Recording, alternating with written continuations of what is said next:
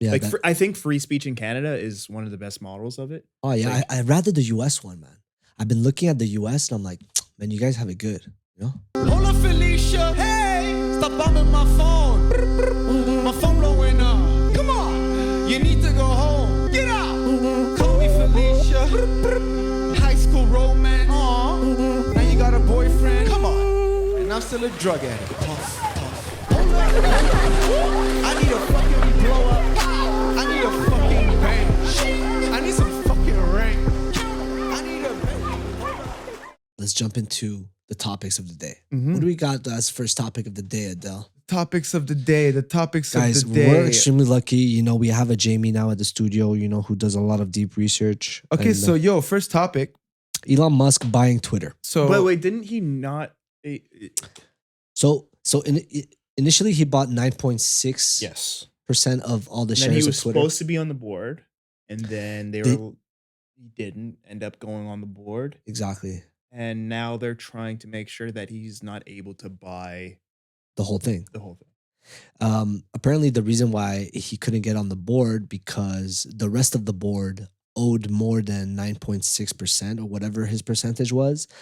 And collectively they had a bigger percentage. Yeah. And then collectively they voted that hell no, man, Elon Musk is not gonna come in here and tell us what to do and how to move and how to, you know, tweet.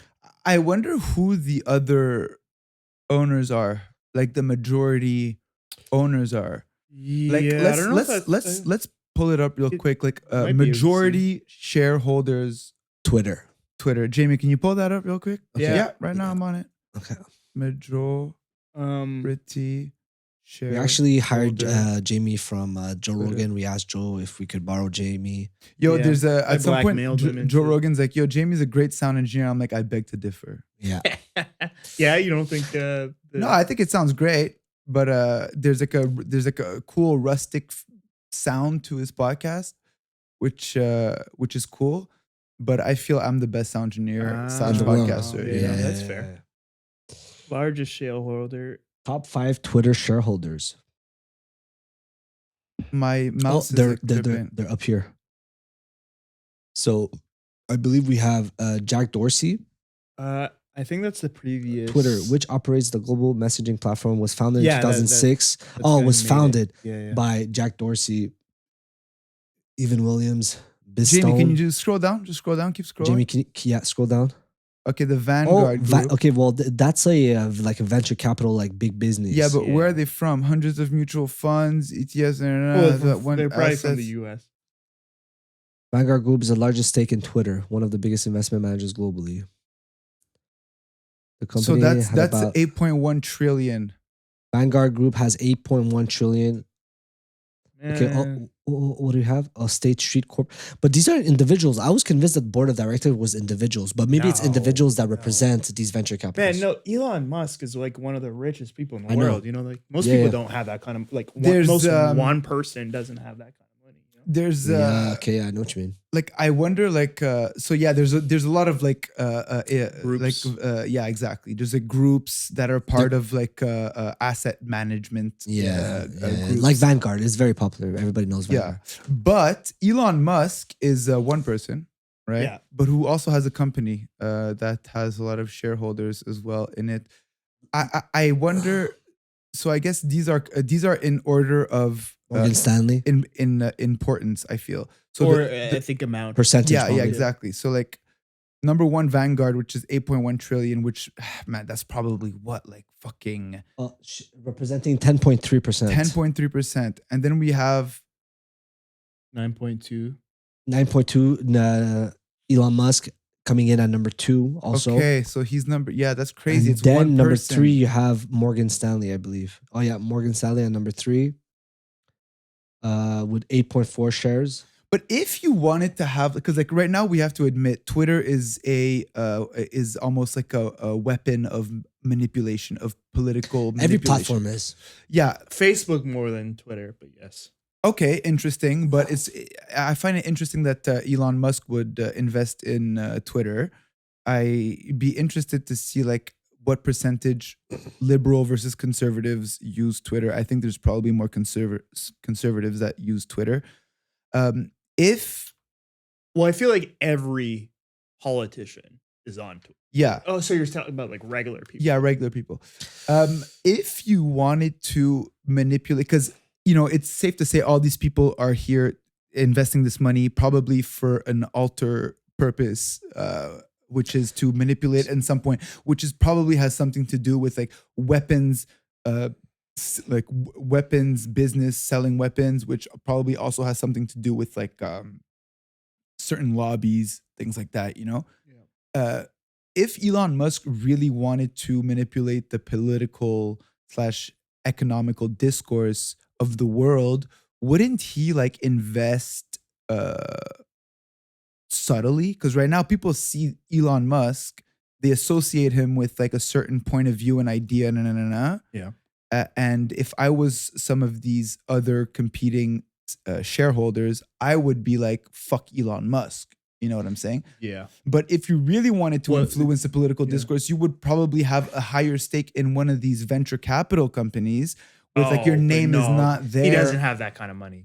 That's crazy. Like to infiltrate like Vanguard Vanguard? or No. BlackRock. I'm saying like if Elon Musk really wanted to influence the discourse and like the message that this app has, Yeah. he might have been better off not using his real name. Might have been better off investing as a group? a group, or like a. But that's not what he wants to do, bro. Like Elon Musk is a man obsessed with solving problems, in my opinion. Okay, and he sees the free speech platforms becoming more and more censored. Okay, especially after one of his homie, Joe Rogan, who's a prophet of ours, almost got censored and canceled. Right, so he feels like people are weaponizing these censorships. I get that. I get that. So he's like he wants to buy it out so that he solves that problem. But right now he's completely. not solving it, right? Because he's not in the board of directors. He's not. Yeah. Right. So like. But he's just gonna buy more and more shares. I think that's what he's gonna do. Or Well, he's gonna. they're trying to stop that. But like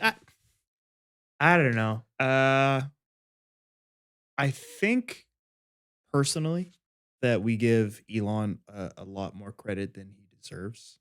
I think he's Bro, this guy's Out. flying rockets to Mars and flying them back down Let there. him finish, let him finish. he's invests in the best things possible, but oftentimes what ends up happening, as with Tesla that we're seeing right now, is he'll buy the company out because Tesla existed before Elon. He didn't make it. Oh no. No. See, like he's very. I didn't know that either. He's very I good thought- at controlling a narrative and pushing a certain image about himself. But he's not doing none of that media work. Bro. It's that people are talking about him because he's coming up with these inventions. Well, he's a very sellable character, right? Like fine, because I find like the way he talks is pretty bad. Like he's extremely awkward speaker. Yeah, he's an awkward speaker. He's an but awkward his speaker. He story doesn't is sell himself interesting. that well.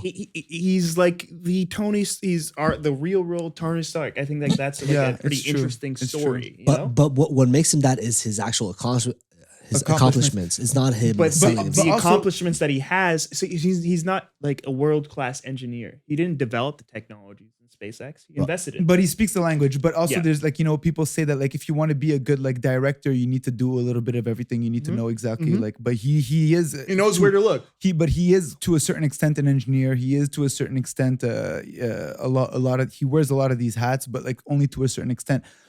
He's disruptive as well, which I also think like I was Is listening to he- a thing today, and he bought SpaceX is his Yeah. company Yeah. in 2008. Yeah. Okay, 2008 we were barely talking about Mars. We were barely talking about none of these things. NASA was like the uncontested winner of space exploration, Yeah. And 12 years later, we're talking about SpaceX. So I think it's like he could have been like media. He could have been in the media 12 years ago, but he decided not to. So like he took a company that was like inches away from failing, going bankrupt, and made it to a point where same thing with Tesla, right? Like you're telling me he didn't create Tesla, but he bought Tesla when there was like a GM was going bankrupt, a Ford was inches away from going bankrupt, and the automobile industry wasn't doing very well. So I think there's a certain like props. to Yeah. that. Oh yeah. You know what I'm So, saying? I think The thing is, I believe in a lot of the things that Elon believes in. I believe the future is electronic cars. I believe that space is something that Is worth It's exploring. is cool. worth exploring and it's cool, and all those great things. I think internet should be accessible to everyone, and at this point in time, it's pretty much a necessity. We should all have it. The thing is, like, there's so much disruption involved with his investment that I think comes with, I think if I were at that level, I'd probably be similar. Like, bro, why don't we? Manipulation. Yeah, it's like, why don't we have electric cars? Fucking boom, boom, boom, boom. Let's get them fucking out. Like, I think I think what you're trying to say is that like we're giving him credit to be our superhero too Yeah. early, maybe. and I think Because he he's- understands that as well. And it's like, making the most of it. yeah, Because there's also like the market manipulation that he did with crypto yeah, or even with Tesla when he announced. said they were going public. So I feel like there's like private. a little bit of this in this Twitter. Maybe he's just thing. gonna sell his shares and like just create his own platform. Maybe he's gonna realize that this whole that would be. You I need, wonder like, why a the hook. why would you buy that many shares in Twitter? he I was think convinced did one. but he was convinced he was gonna sit in the board of directors and be like, yo, we're switching things up in order to make sure that the free speech stays alive on Twitter at least. Yeah. As Facebook is going down, as all these other platforms are going down in terms of censorship and like becoming more and more like censorship is becoming weaponized, bro. It's like Trump can't even speak on YouTube, bro. He was a president. Yeah, He was the Can't- president can't of the you- world. Can't you? Like, of the US rather. Can't you, like, when you buy that many shares on Twitter, can't you like fucking be a part of the board? I Mm. feel Yeah, but he's The missing board- I just a- think the he's board just- has to accept you. the board which had, like I said, more shares in terms of collectively than which him. is normal. Yeah. Right. Yeah. They refuse him. I guess it's kind of the same concept as like the creator of Apple. What's his name again? Steve Jobs? Steve Jobs, who at some point towards the end of his life was not even a part of the board of directors of Apple. Sometimes there's business decisions that are made where like sometimes the CEO will step out or they won't be necessarily in the board of directors or they won't influence a certain part of the business. There's decisions like that are made for the best of the company, I guess. But I don't know, man. I don't know. I don't know the details, to be honest. Yeah, it's a bit out of my realm, but I do have a question, I guess, for you guys, because I feel like my opinion on free speech may be a little different than you guys. I think free speech should be protected until it impedes on someone else's well-being. Yeah. Like, I think free speech in Canada is one of the best models of it. oh yeah, like- I'd rather the US one, man. I've been looking at the US and I'm like, man, you guys have it good. You know? Well, so here's my problem with it. It kind of develops the paradox of intolerance when you have it the US way, because the US way is like you're free to say anything, the government can't get in your way. So, like, being free to say anything means you could say, pretty shitty things. You could say, I'm going to hang all black people tomorrow and we should do that. Mhm. And if you want to create a tolerant society, then you have to work towards protecting those that are tolerated, like the people within that society. Mhm. And if you allow intolerance freely, eventually what'll happen is, we're protected as well. We're free to say anything we want. And those people get louder and those people grow. And eventually they become an active Influence, like influence in the political danger. discourse. Okay. towards That's the society. thing. That's the thing, though. What we need to understand is that, like, when you actively, like, when the government says, or right now in these cases, it's more like private companies. I Yes. feel. Yeah, because the government can't. So when private companies or governments say that this political discourse or this thing is, you can't say it. Yeah. What happens is that these people feel like they don't belong to society. Mhm.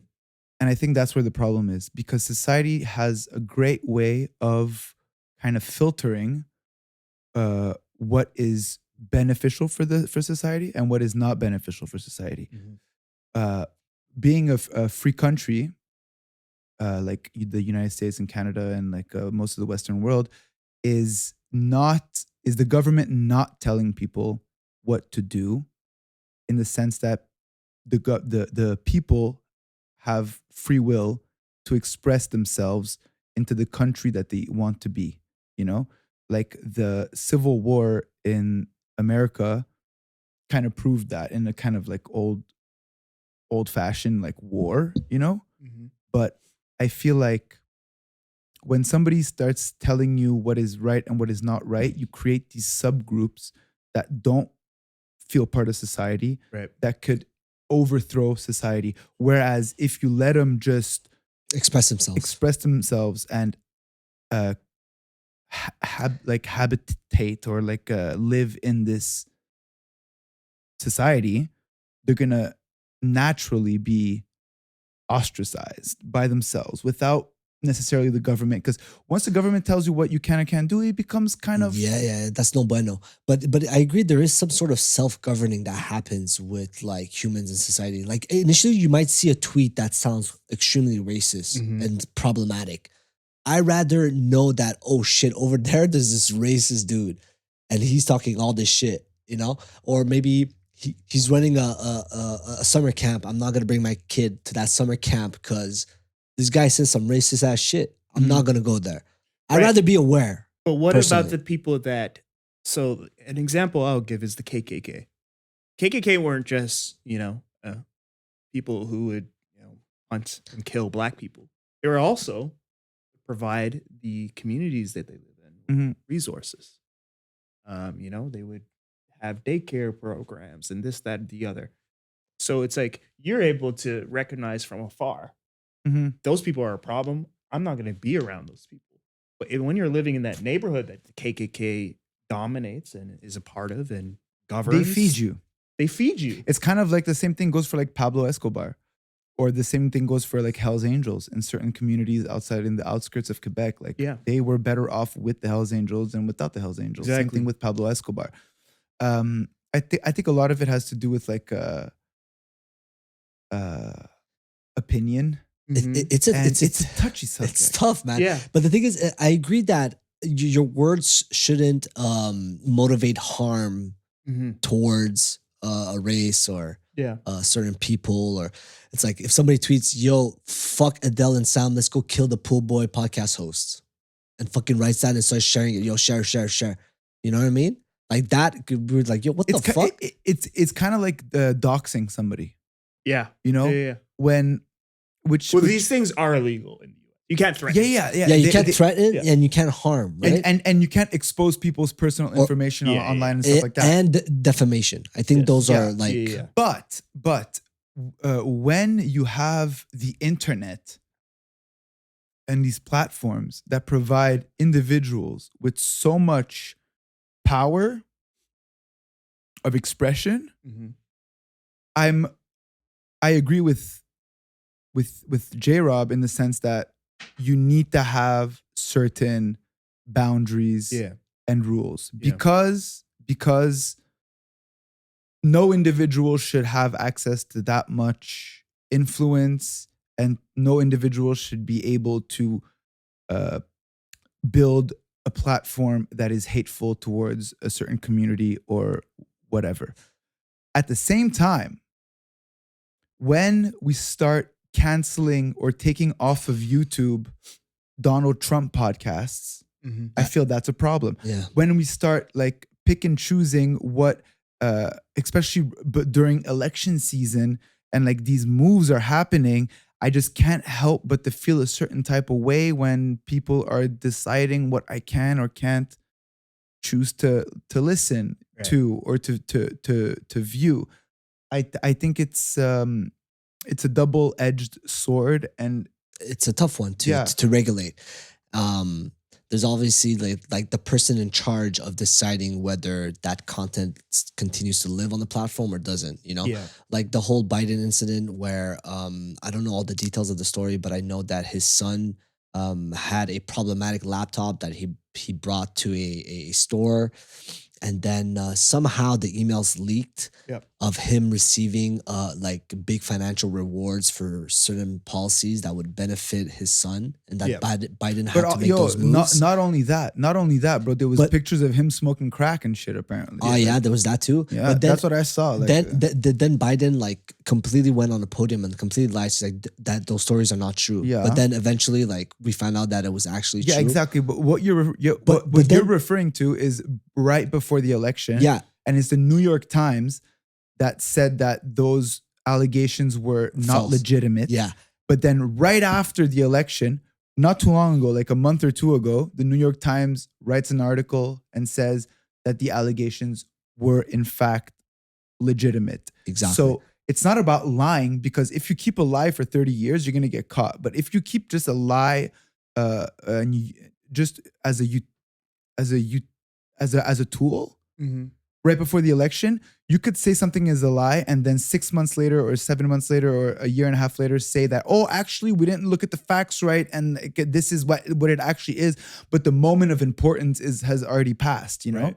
That's what a lot of these people do. Like, But- they but- manipulate the information. But what was bitch ass is that Twitter deleted everything related to that laptop leak. Exactly, which makes me fucking wonder what the incentive is Of Twitter. of Twitter, yeah, Or the political inclination of the people in charge of making those decisions. you know? exactly. So, anyways, this leads us to the next topic, which is the subway shooting. Now, I read only one article about this man who, the New York subway shooter. When I heard about it, I had heard that there was a shooting, and then I heard that it was actually just like a sewer. Oh no, that was the day before.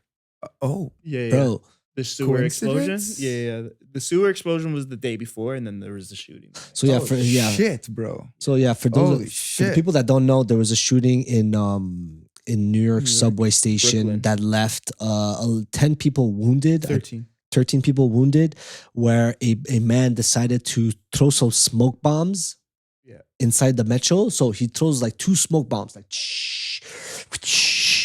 and then just fucking unloads. Shut the fuck up. Yo, bro, Yeah. imagine smoke bomb, bro. Call of Duty, bro. Straight up Call of Duty. Yeah. Yo, that's and fucked he starts shooting. Anyways, I read this one article, and essentially it's another story of a man who's completely isolated by society, who just got dealt with some horrible cards where like he didn't have parents. He was, I think, growing up with auntie. He got fired from his job. Like just a fucking horrible life. It reminded me of the Joker. Have you guys seen the Joker? Yeah. The more recent one? Yeah, How yeah. like he's completely alienated from Yeah. society, and everybody like he has this disease, and like I love that movie. yeah, that movie was fucking art. But yeah, Yeah, just a dude completely like isolated from society, and like society failed him. He went to like these therapy centers in like New York or somewhere in the United States, Probably in New York. and apparently that shit wasn't working. And then Some of these therapy centers don't do it right, though. Yeah, It's they crazy. don't do it right. Well, I mean, in the U.S. especially, it's like mental health doesn't matter there. And he was like sending emails to like this job that had just fired him. He's like, he wrote, I just want to be a productive member of society, or like I just On want what? to be productive. Like on social Like, media? no. Like he wrote it to maybe on social media or on his YouTube, Mm. because apparently the guy had a YouTube too. I didn't have a chance to Let me watch just it. run to the bathroom. Yo, Yeah. my computer's bugging, so we'll just cut real quick. Yeah.